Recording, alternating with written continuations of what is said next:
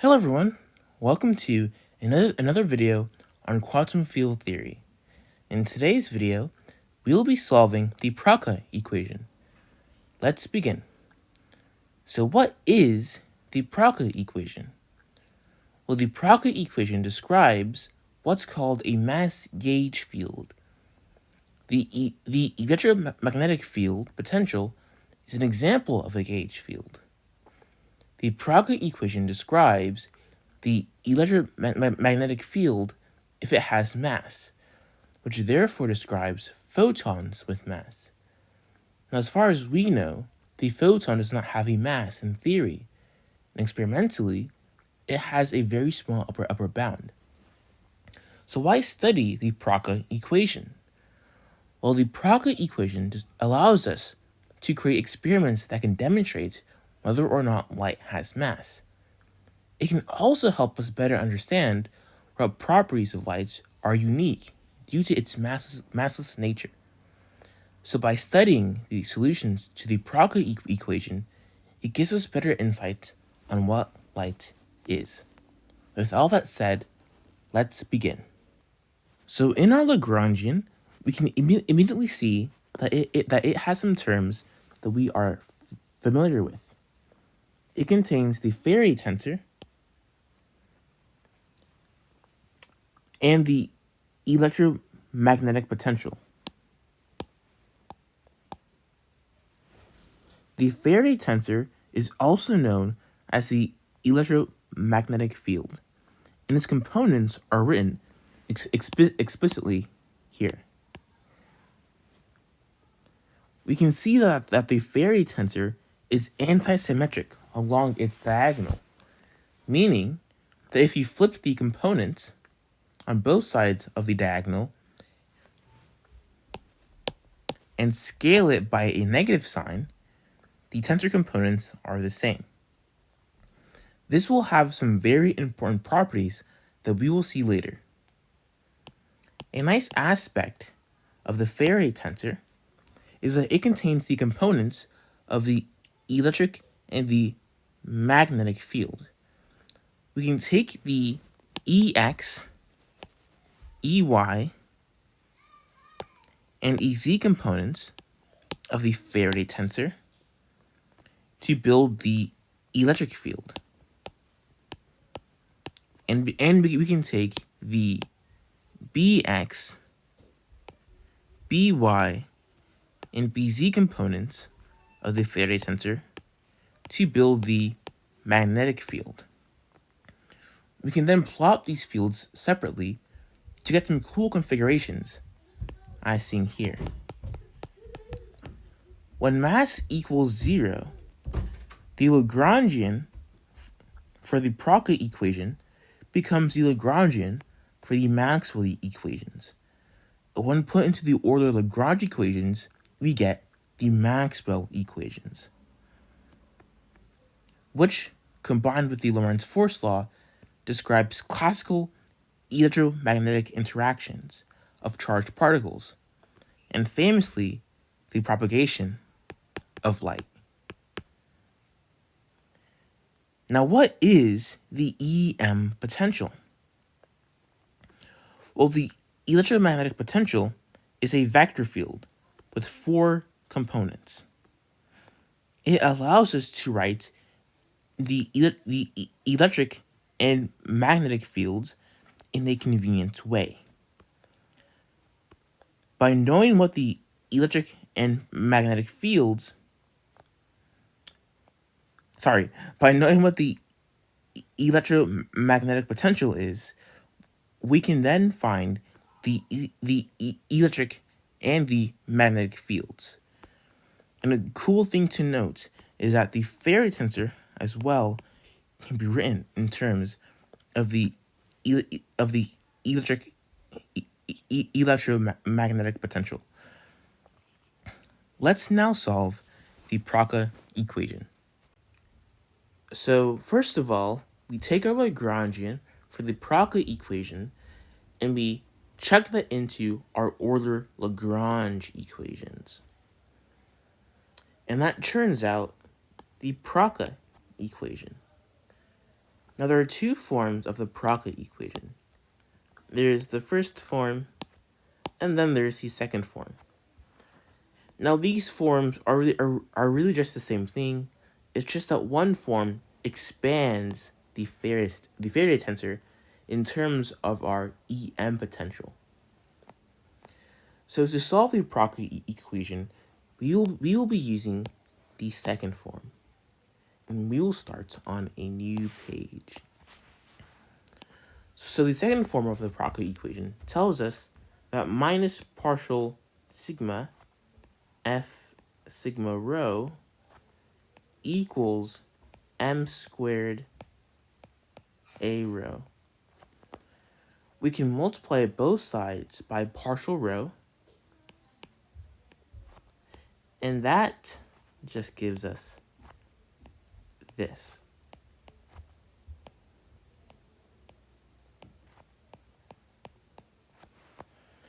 Now we can expand the Faraday tensor as 1/2 times f sigma rho plus f sigma rho, and that equals partial rho m squared a rho. This is a rho, by the way.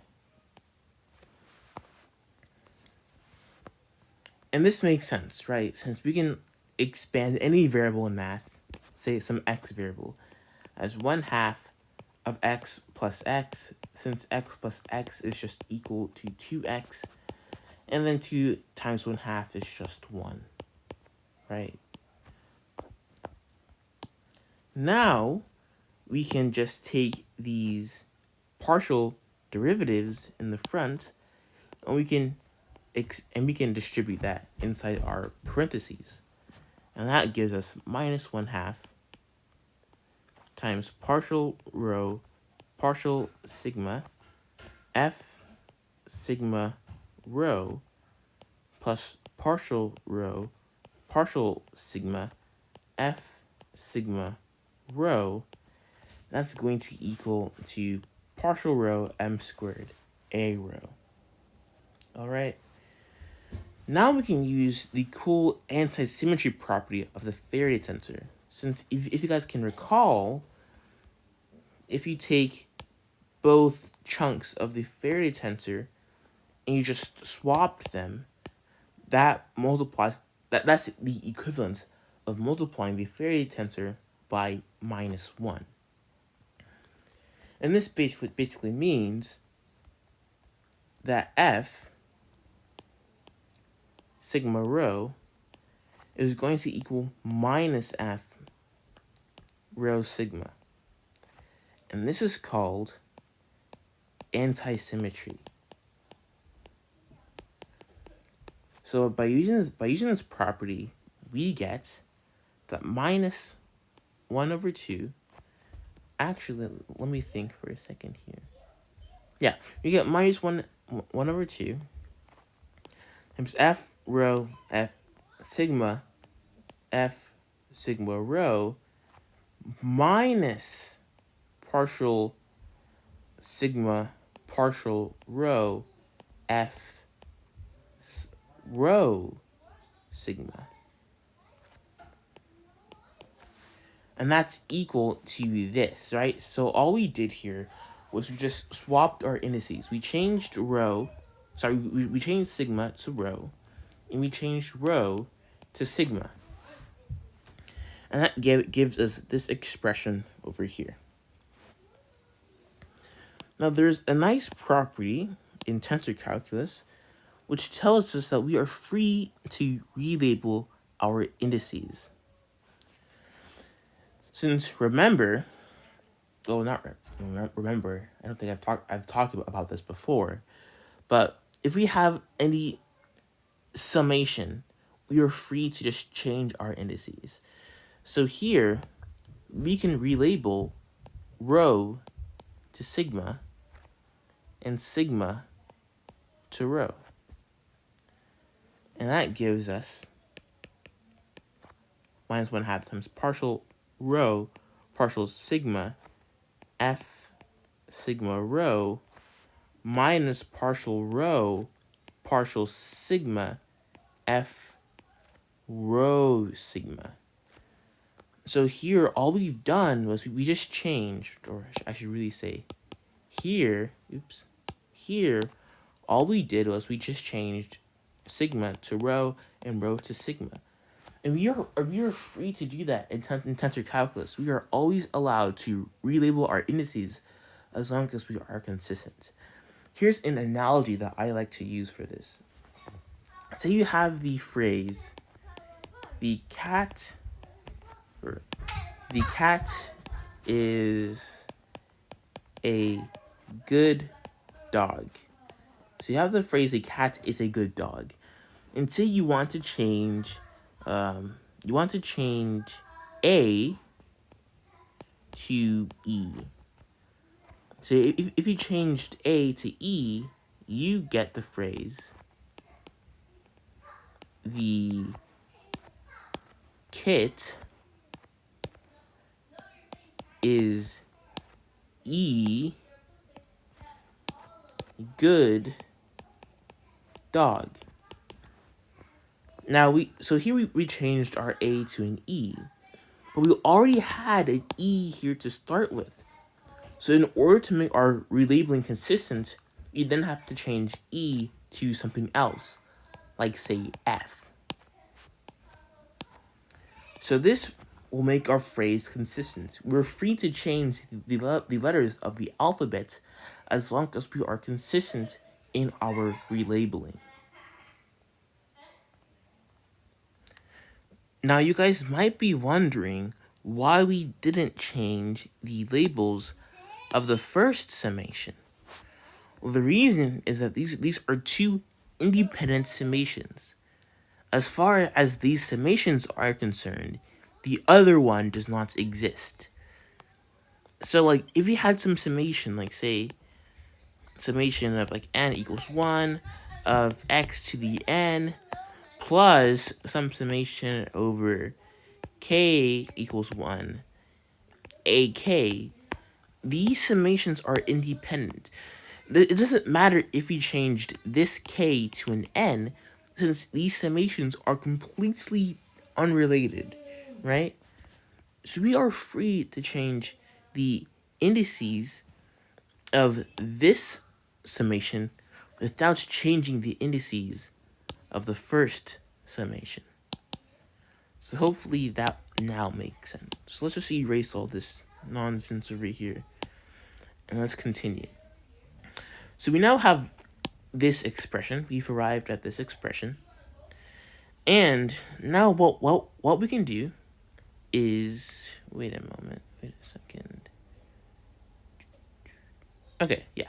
So now what we can do is we can use what's called the torsion-free property of partial derivatives, which essentially means that partial rho partial sigma equals partial sigma partial rho.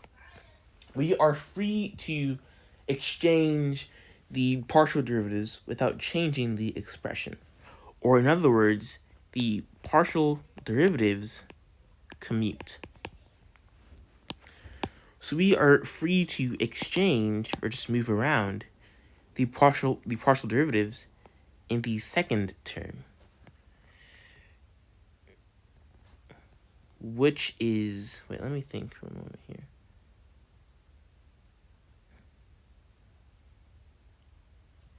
Wait, I think we may have, let me see if I'm doing everything correctly. So here we just,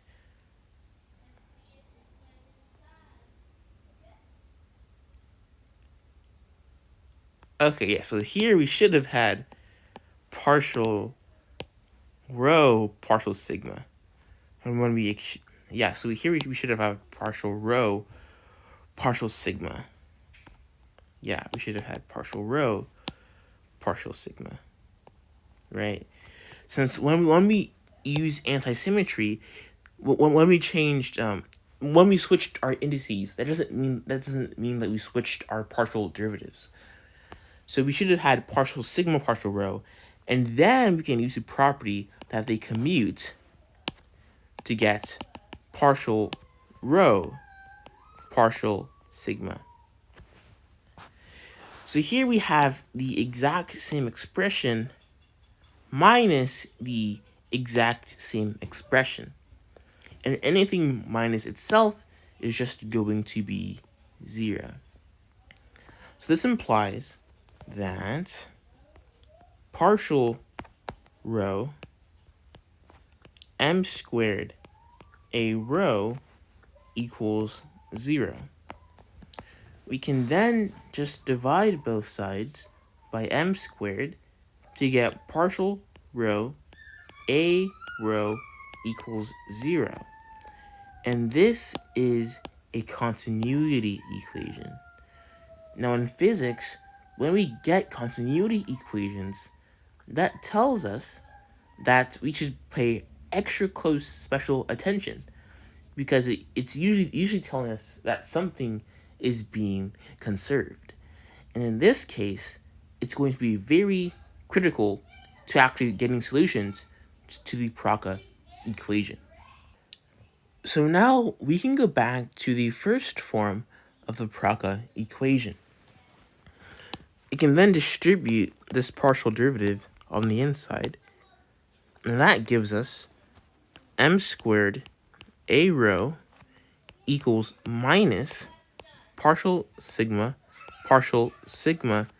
a rho minus partial sigma partial rho a sigma. Okay, so we are again free to exchange our partial derivatives since the partial derivatives commute. And that gives us m squared a rho equals minus times partial sigma a rho minus partial rho, that's an upstairs index, partial sigma a sigma. And remember, we obtained the continuity equation sigma rho a rho equals 0. You're free to relabel we are free to relabel rho to sigma, and that gives us partial sigma a sigma equals 0.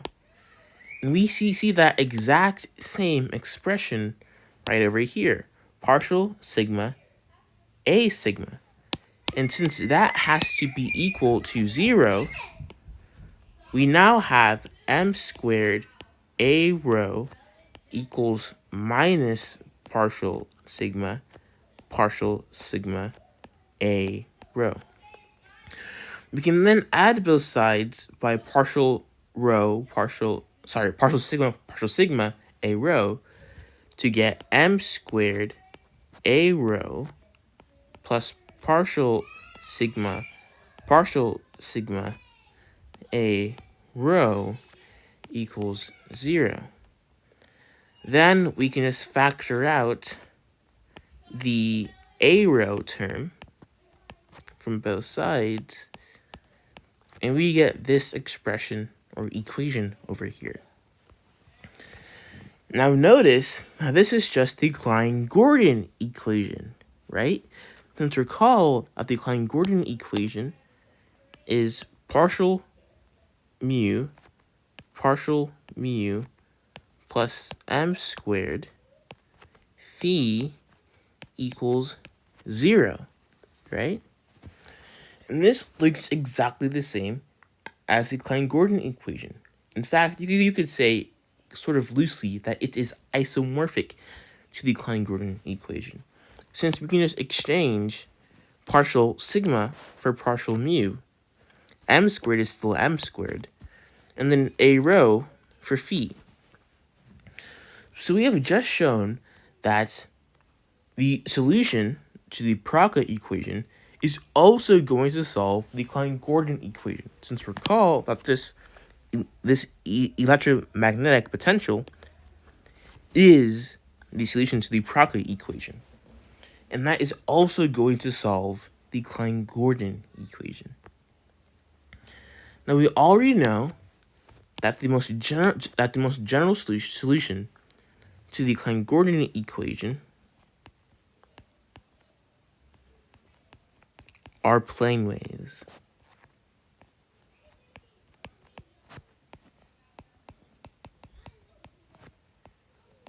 Or are a superposition of plane waves. And also, if you guys are not familiar with the Klein-Gordon equation solution, I actually made a video on the solution to the Klein-Gordon equation. So check that out if you are not familiar with this equation over here. So this is the most general solution to the Klein-Gordon equation. It notes that the most general solution contains plane waves.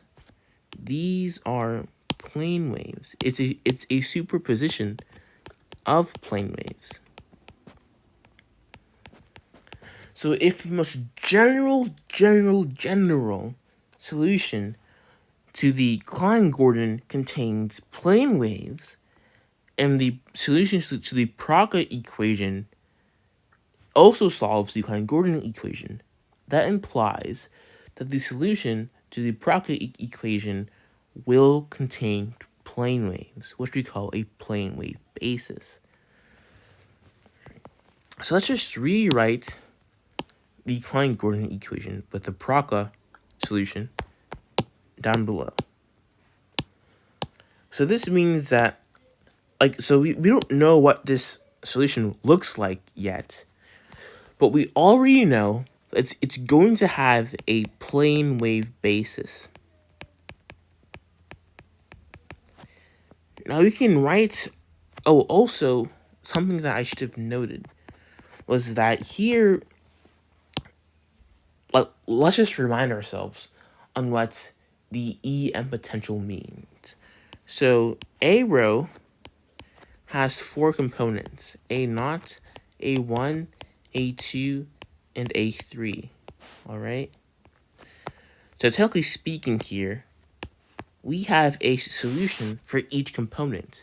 We have partial sigma plus m squared A0 equals 0. We have partial sigma plus m squared A1 equals 0. We have partial sigma plus m squared A2 equals 0.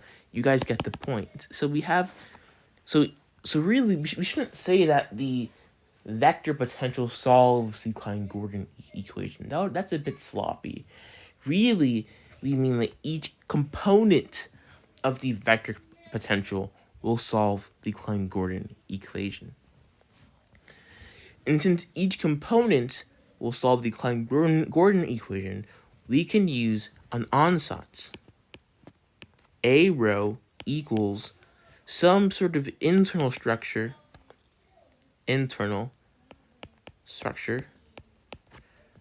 multiplied by some external plane waves. So some external structure. And the external structure will be our plane waves. And the internal structure is going to be our vector. So since a rho is going to be a vector field, and it also contains plane waves, all we're saying is that it will have a vector part and a plane wave part. So we have 2 plane waves to the Klein-Gordon equation. We have 2 plane waves. We have e to the ik mu x mu, and we have e to the minus ik mu x mu. We're going to use the latter form, e to the minus ik mu x mu, since this corresponds to positive energy solutions. And positive energy solutions don't really have as much problems as the negative energy solutions. I actually commented on the negative energy solutions in my Dirac equation part 2 video. So if you guys don't know why negative energy solutions are bad, just watch that video. So we are going to be using e to the minus ik mu x mu as our plane wave basis. And then let's call the internal vector structure, let's call that E rho. Where E rho has components of E naught, E1, E2, and E3. It's just some general vector. And then this is, of course, one of those plane waves. So this means that a rho is going to be a function of some space-time position. And it's going to be equal to E naught, E1, E2, E3 times E minus I K mu x mu. And this is one of our solutions to the Proca equation. Let's actually verify that it is a solution to the Proca equation. Now, since the Proca equation will also, since what solves the Proca equation will also solve the Klein-Gordon equation, all we have to really do is check and see if this will solve the Klein-Gordon equation. So, the Klein-Gordon equation is partial sigma plus m squared a rho equals 0. Oops. Let's put in our ansatz of E rho e to the minus ik mu x mu. So all we have to do is we just expand this into our parentheses, and we get this.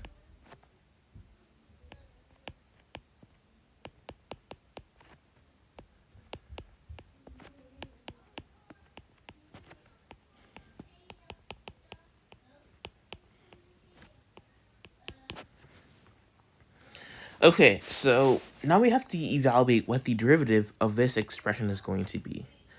We can, of course, just move our vector structure in front.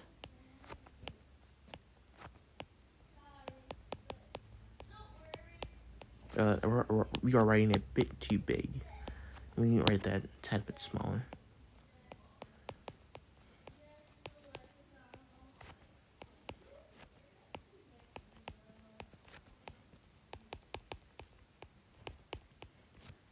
So this is going to be equal to 0.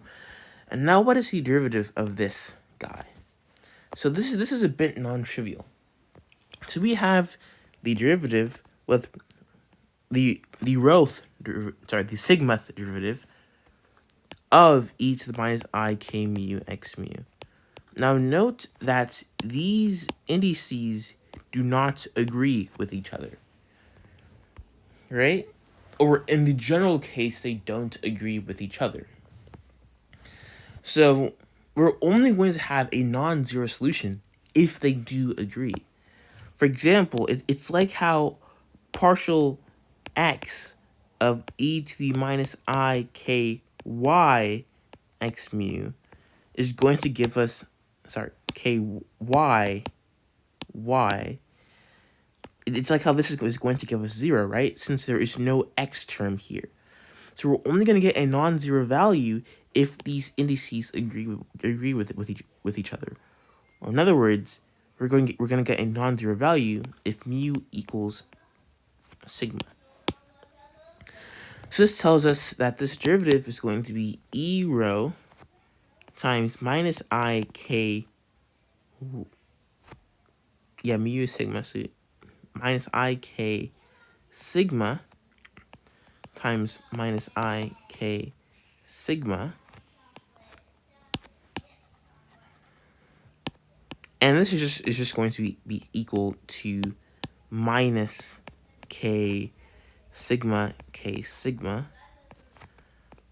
And we have to remember our e to the minus I k mu x mu. Plus m squared E rho e to the minus I k mu x mu, and this entire thing is going to be equal to 0, or should be 0, I should say. Okay, and now we can just factor out our plane waves.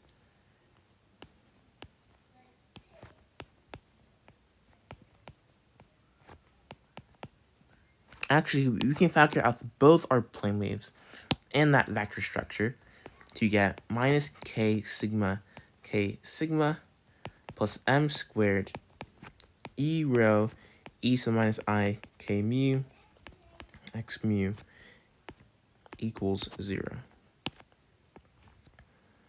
So in order for this expression to actually be equal to 0, we have two choices that we are at liberty to make. We can either declare that e rho is just the 0 vector, and so that would make this term go to 0, and of course it solves our equation, right? But that's not interesting, since recall that a rho is just e rho times our plane waves. If e rho is 0, that means that a rho is the 0 vector, which means that our electric field is 0, our magnetic field is 0.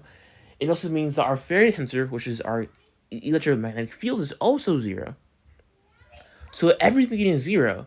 So this corresponds to no particles interact, no particles even exist. Like nothing is happening. Just nothing. There is a field, but the field is 0. So we don't have any particles attracting, any particles repelling, any particles orbiting one another. Nothing is happening, right? So we can make a rho be the 0 vector, but that's not even interesting, since nothing is going to occur if everything is just 0. So our second option, which you guys can see here, is declaring that k sigma is going to be equal to 0. And this is what I call E equals mc squared in disguise. If you guys don't know why it's E equals mc squared in disguise, watch my other videos on quantum field theory. It will make sense, I promise. So if we declare that our particles are on shell or obey E equals mc squared, that will make the internal term go to 0, and that means that this does solve the Proca equation. So essentially, this is a solution if k rho. Oh, sorry, not k rho equals 0. My bad. K rho equals, sorry, k sigma equals m squared. My bad. Equals m squared. So k sigma equals m squared. It's going to be equal to 0 if our particle had no mass, but we are considering a mass gauge field, so we will have photons with mass.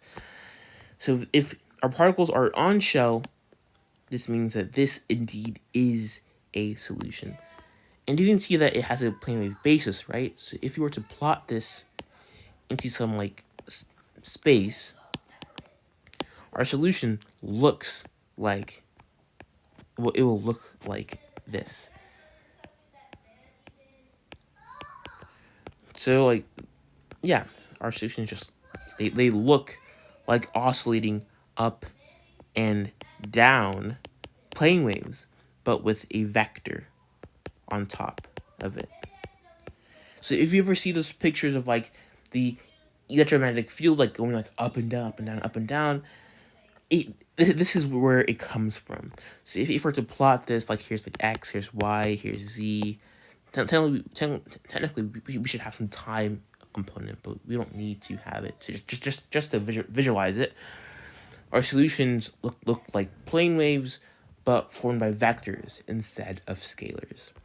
So in short, this is our solution to the Proca equation. This is the electromagnetic field. And that is a good place to stop.